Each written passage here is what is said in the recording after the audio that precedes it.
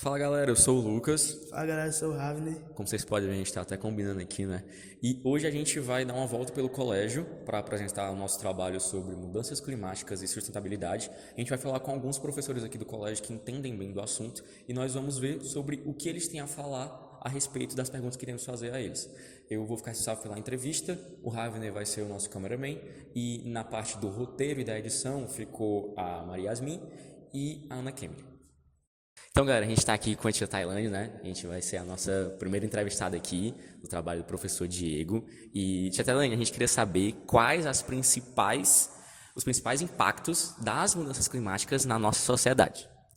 Bem, o meu ponto de vista, né? A gente pode perceber o aumento da temperatura, né? Esse aumento da temperatura, por exemplo, houve causa de morte nos Estados Unidos, em uma região dos Estados Unidos, eu não recordo o nome, por a temperatura ter sido elevada. A temperatura elevada é um fator que a gente já viu em sala, inclusive, né?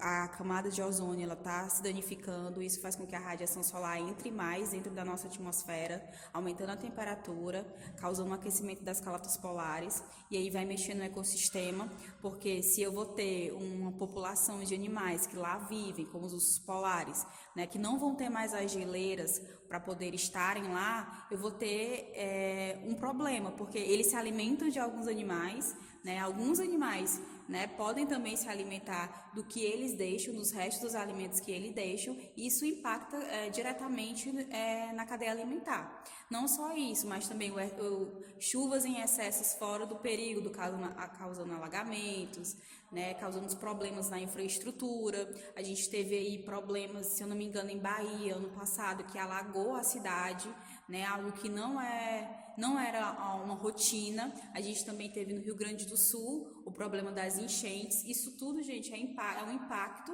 né, ambiental que é causado devido ao excesso, né, não só de mudanças climáticas, né, mas também de uma maneira geral.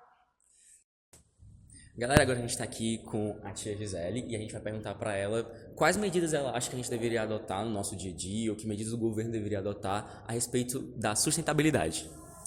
Pronto, a respeito da sustentabilidade, é importante a gente entender que o primeiro é as nossas ações, né? Claro que ações governamentais são importantes, mas se a gente não muda os nossos hábitos, não tem como o mundo realmente e o país melhorar.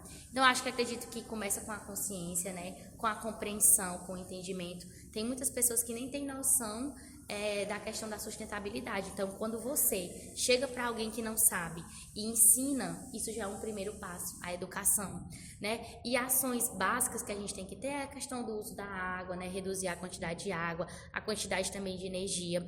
Eu acredito que dentro desse projeto vocês conseguem entender que o uso tanto de automóveis como também o uso de energia elétrica vai ocasionar uma mudança climática no planeta. Então, quando a gente reduz essa questão da eletricidade, a gente também colabora com o planeta. E aí existem diversas outras ações. Mas o que é mais importante saber é que começa com as nossas ações. Se a gente começa a mudar, todo mundo pode mudar.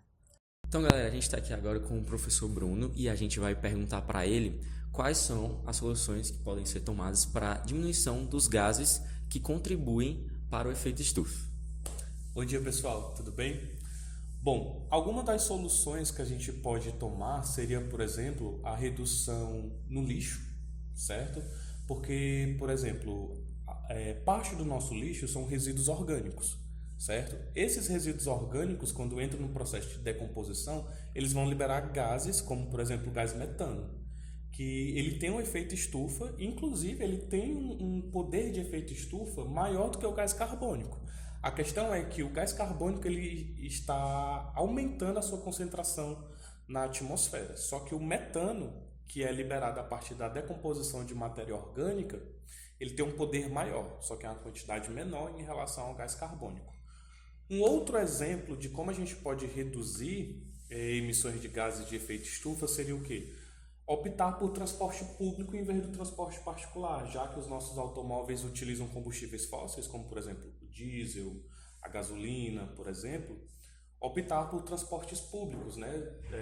Se você tem um transporte como um ônibus que comporta em média 40 pessoas, você vai reduzir ali o impacto levando mais pessoas em um único transporte do que essas mesmas 40 pessoas utilizando cada um o seu carro ou a sua moto. Um outro exemplo também seria economizar na questão do uso de energia elétrica em casa, em prédios, em residências, em escolas, espaços públicos. Por quê? Quando a gente fala da matriz energética no nosso país, matriz elétrica principalmente, a gente vê que em uma escala global, melhor falando,